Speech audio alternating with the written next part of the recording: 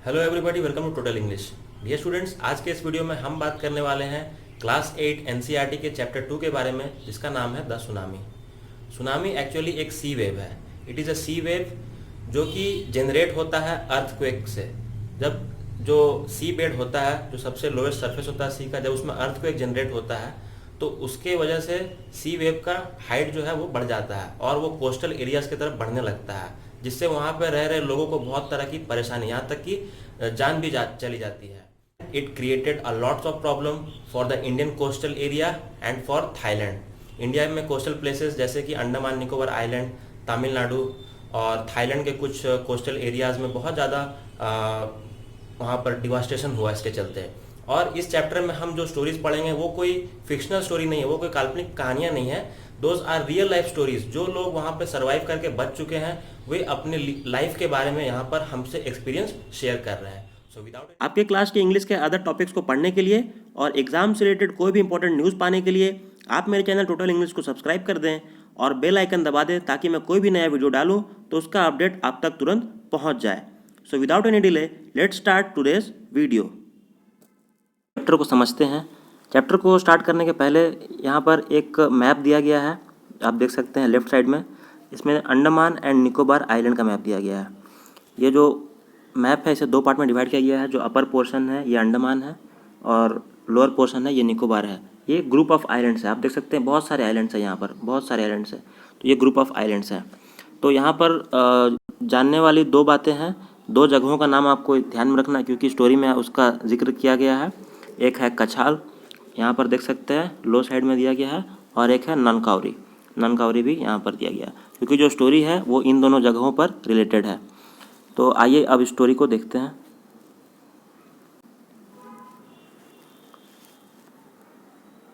Part one start करने के पहले यहाँ पर सुनामी के बारे में इंपॉर्टेंट बातें दी गई है।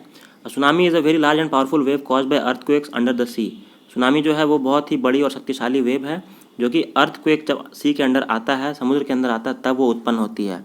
और 26 दिसंबर 2004 को ये आई थी थाईलैंड में और इंडिया के कुछ पार्ट्स में, जैसे कि अंडमान निकोबार और तमिलनाडु।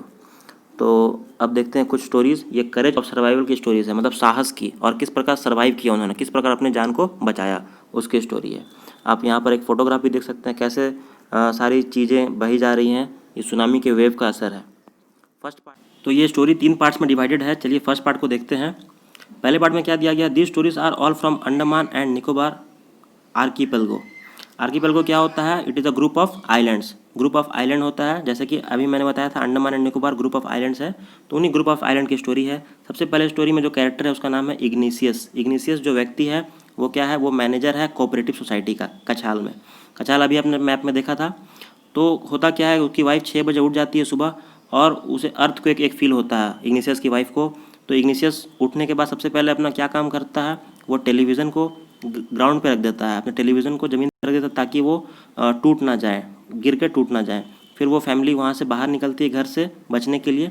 तो when the tremor stop, tremor मतलब जो कंपन है, ज़मीन का जो कंपन है वो जब रुक जाता है, they saw the sea rising in the chaos and confusion. ये CHAOS, इसको केओस कहते हैं, ठीक है। केओस का मतलब कंप्लीट डिसऑर्डर, कन्फ्यूजन, इसका मतलब ही कन्फ्यूजन ही होता है। जब उथल पुथल हो जाता है, सब तरफ आपाधापी होती है, तब क्या होता है, कुछ समझ में इन्हें नहीं आता है। 2 of his children caught hold of the hands of their mother's father. उसकी मदर्स के फादर को पकड़ के रखता है, और मदर्स ब्रदर मतलब नाना जी को और उसके मामा जी को वो पकड़ के रखते हैं, ठीक है, 2 बच्चे। And rushed in the opposite direction, और उल्टे दिशा में वो लोग भागने लगते हैं। He never saw them again, और उसके बाद इग्निशियस ने उन्हें फिर कभी नहीं देखा, कि वो मतलब इसका मतलब ये है कि वो नहीं बच पाते हैं। His wife also swept away, और उसकी वाइफ भी है, वो भी पानी में बह जाती है। स्वेप्ट अवे मतलब स्वीप का ये पास्ट फॉर्म है, स्वेप्ट, तो बह जाती है। Only the 3 other children who came with him were survived. सिर्फ जो 3 बच्चे जो कि इग्निशियस के साथ थे वही लोग बच पाते हैं। फर्स्ट पार्ट में ही उसके बाद संजीव की स्टोरी दी गई है। संजीव कौन है, एक पुलिसमैन है। Serving in Katchal island of the Nicobar group of islands, he somehow manage to save himself and his wife and his baby daughter from the waves. किसी प्रकार वो अपनी वाइफ को और अपनी छोटी बेटी को वेव से बचा लेता है। But then he heard cries for help from the wife of John. John जो है उसका द गेस्ट हाउस का कुक है, जो उसका रसोइया है, उसकी वाइफ भी डूब रही होती है, उससे वो बचाने जाता है।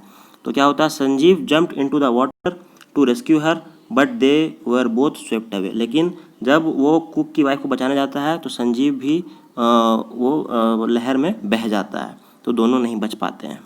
उसके बाद एक छोटी सी स्टोरी है एक गर्ल की जो 13 ईयर ओल्ड है, जिसका नाम है मेघना। तो मेघना was swept away along with her parents and 77 other people. 77 अन्य लोग और अपने पेरेंट्स के साथ वो बह जाती है। She spend 2 days floating in the sea, और 2 दिन तक वो समुद्र में तैरते रहती है। सोचिए कितना भयावह दृश्य है, सोच के ही कितना भय लग रहा है कि कितना डरावना बात है कि 2 दिन तक वो लोग तैरते रहते हैं, किस प्रकार जिंदा रहते हैं। Holding on to a wooden door, एक लकड़ी का डोर उन्हें मिलता है, उसी को वो पकड़ के रहते हैं। 11 times she saw relief helicopters overhead but they did not see her. Relief helicopters जो घूमते रहते हैं, बचाव दल के हेलीकॉप्टर, वो 11 बार गुजरते हैं वहाँ से, पर एक बार भी उसे वो नहीं ध्यान में आता है उन्हें, और इन्हें वो नहीं देख पाते हैं। She was brought to the shore by a wave and was walking on the sea shore in a days. और लेकिन वो किनारे तक आ जाती है, क्योंकि समुद्र की जो लहर रहती है वो उसे बहाकर किनारे तक ले आती है, और वो फिर चलने लगती है सी शोर में। इसका मतलब ये है कि किस्मत से वो बच जाती है। उसके बाद अलमास जावेद, जो कि 10 साल का एक बच्ची है, वो क्या है, उसकी स्टोरी क्या है। She was a student of Carmel convent in port Blair. Port Blair जो कि अंडमान निकोबार की राजधानी है, वहाँ पर एक स्कूल है कार्मल कॉन्वेंट, वहाँ पर पढ़ती थी अलमास जावेद। उसकी ये स्टोरी है। Where her father had a petrol pump, और फादर का पेट्रोल पंप था एक। Her mother Rahila's home was in Nancowry. Nancowry के बारे में हमने देखा था मैप में, वहाँ पर उसकी माँ का घर था। The family had gone there to celebrate Christmas, और वे लोग क्रिसमस की छुट्टियों में मनाने के लिए वहाँ पर गए रहते हैं।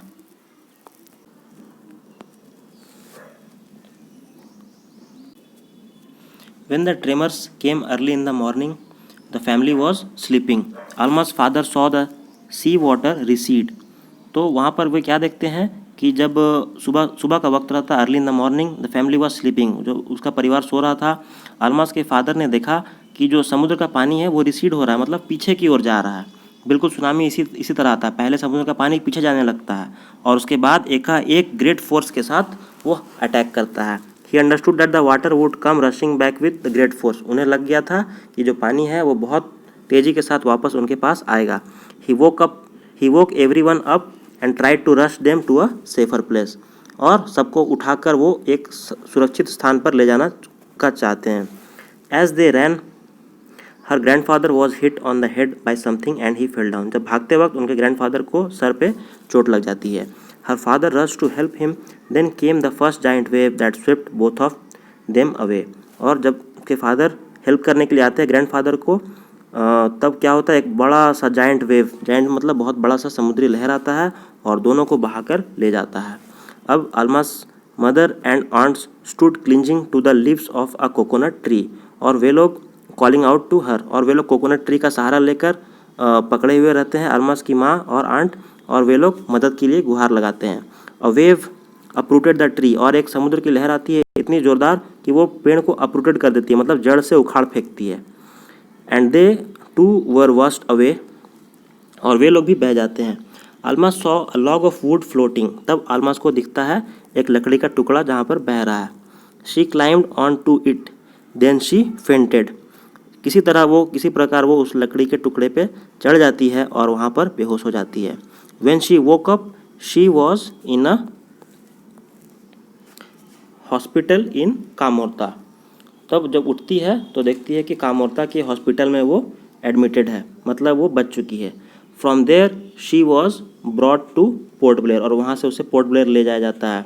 The little girl does not want to talk about the incident with anyone, she is still traumatised. वो इतनी ज़्यादा ट्रॉमेटाइज हो गई, मतलब वो बहुत ज़्यादा शॉक में है, बहुत ज़्यादा मेंटल एक शॉक होता है। छोटा बच्चा अगर इतना कुछ भयावह सीन देख लेता है, उसके साथ ऐसा इंसिडेंट हो जाता है, तब वो इसे भुला नहीं पाता है। तो बिल्कुल यही बात अलमास के साथ होती है।